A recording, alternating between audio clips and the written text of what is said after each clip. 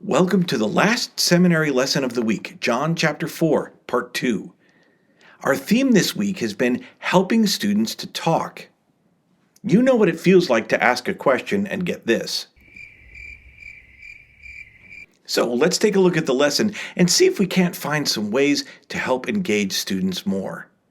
As the class begins, don't forget to check the call-out boxes. Here, it gives us instructions that after we're done reading the quote, consider creating a list on the board of the students' responses to the first question.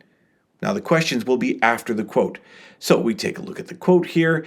Basically, he's saying, Jesus, offers a well of living water. Either we drink and never thirst more, or we don't and foolishly remain thirsty still. Here are the three questions. Imagine asking this question to your class. What do people sometimes turn to for happiness and fulfillment that can leave them feeling spiritually thirsty or unsatisfied? How do you think your class will respond? How about the next question? Why do you think people sometimes turn to things that do not bring lasting satisfaction? Anyone? You get the idea.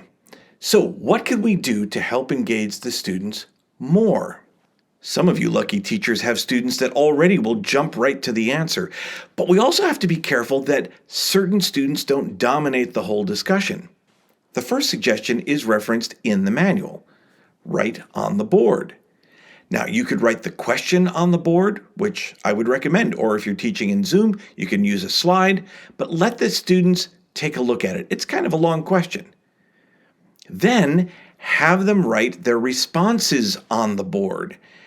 Sometimes we do this as a teacher. We may write the responses as students call them out. But rather, I would suggest that you have each student come up to the board and write down a possible answer. That gives them an opportunity to get up and out of their seats and moving around, and that helps to generate some energy.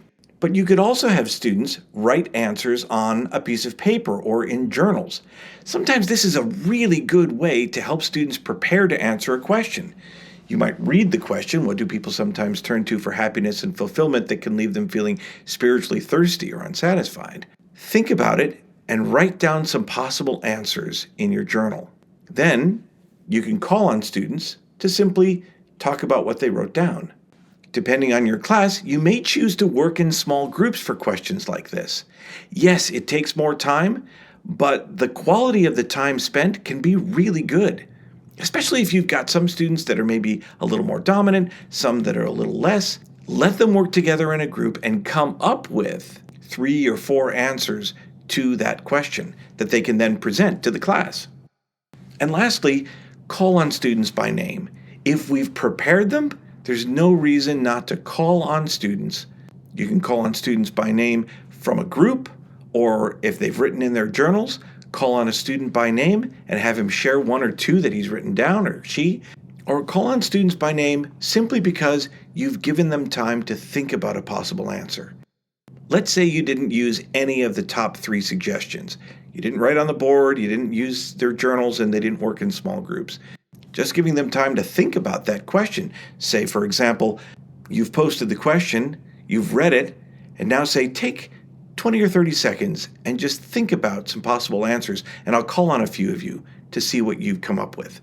Then you call on Sally. Sally, what did you come up with?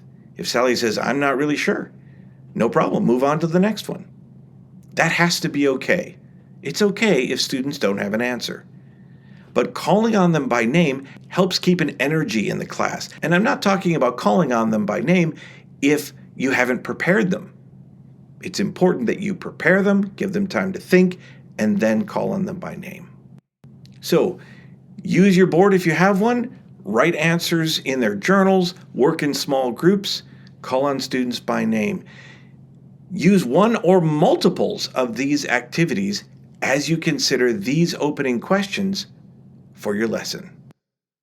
As a bonus, later in the lesson, as students are given the opportunity to read some scriptures and some statements, don't forget to help prepare them by helping them to know what they should be looking for.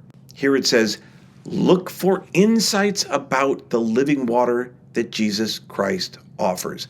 That should be their focus as they look at those verses, as they read those statements. Then, if later you ask a question, it won't be a surprise what you're looking for. Have a great time on your lesson. Know that these resources can help you, and remember, this is Jesus Christ's work. What a blessing to be a part of it. See you next week.